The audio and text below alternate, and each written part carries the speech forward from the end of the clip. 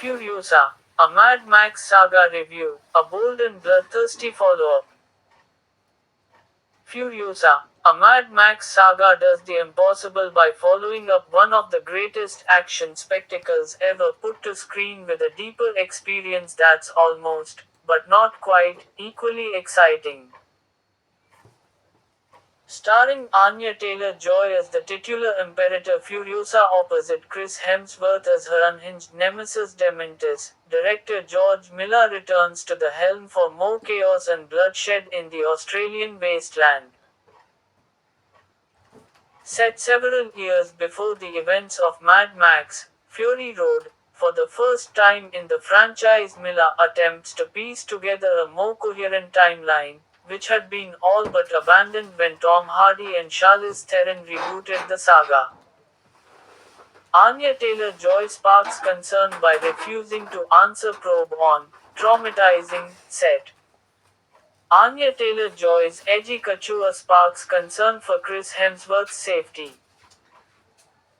This is also the first time a protagonist other than Max Rokitansky, originally portrayed by Mel Gibson, has been at the center of the action, and Furiosa, if anything, takes on a much more proactive role in this quest for survival.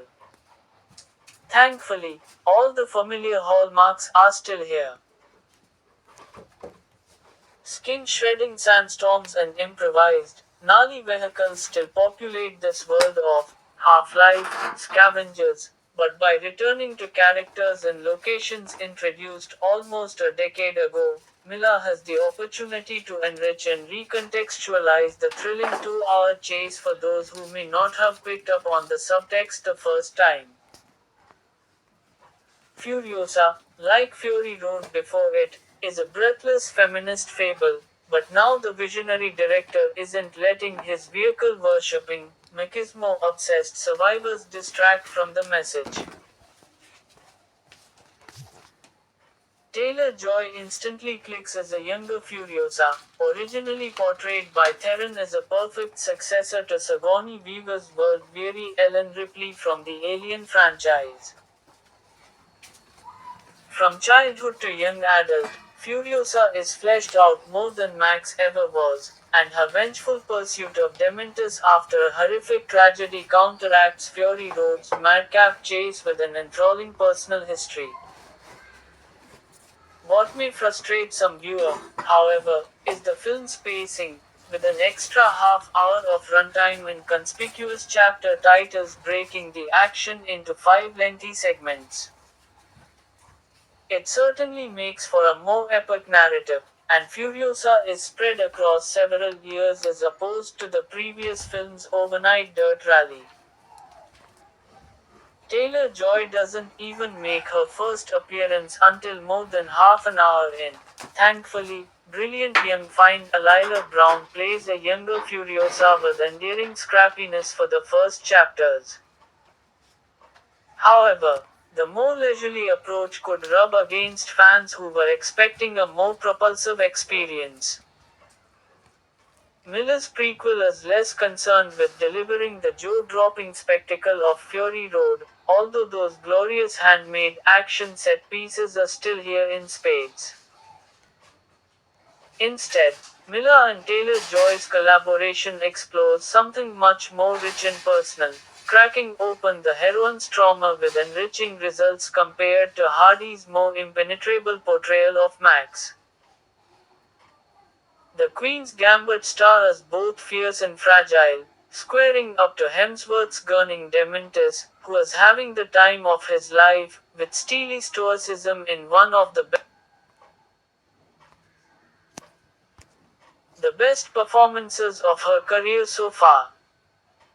She also perfectly balances Theron's throaty, sparse tones with her own younger flair, a marginally more optimistic presence with just as much righteous anger.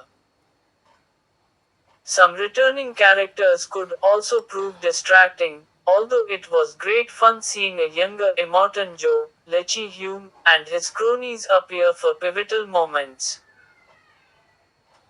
What's baffling, though, is that most of his sons and ally warlords are portrayed by the same actors as in Fury Road, having clearly aged 10 years while Joe is depicted much younger, with smooth skin and less hoarseness to his voice. It blurs the mystique of the franchise somewhat, which die-hard fans of the long-running series might appreciate, as chronological cohesion has never been a preoccupation of Miller's. Hopefully, the next proposed entries to the saga will take Max in another totally different direction, but for now, revisiting some iconic elements from his 2015 masterpiece made for some welcome nostalgia. Fury Road's iconic war rig, for example, has truly entered the pantheon of famous movie vehicles, up there with the Batmobile and the Millennium Falcon.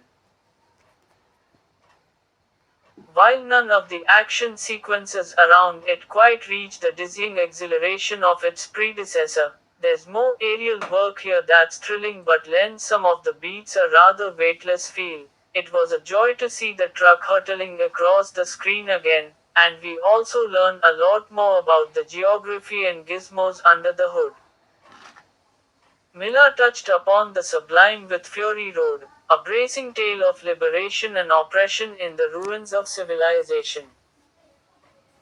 Furiosa delivers more of the same with plenty of twists, but can't quite reach the same level however high it stretches.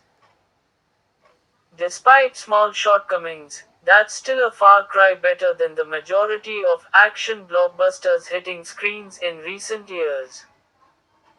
Furiosa, a Mad Max Saga is in theaters Friday, May 24th. Yeah.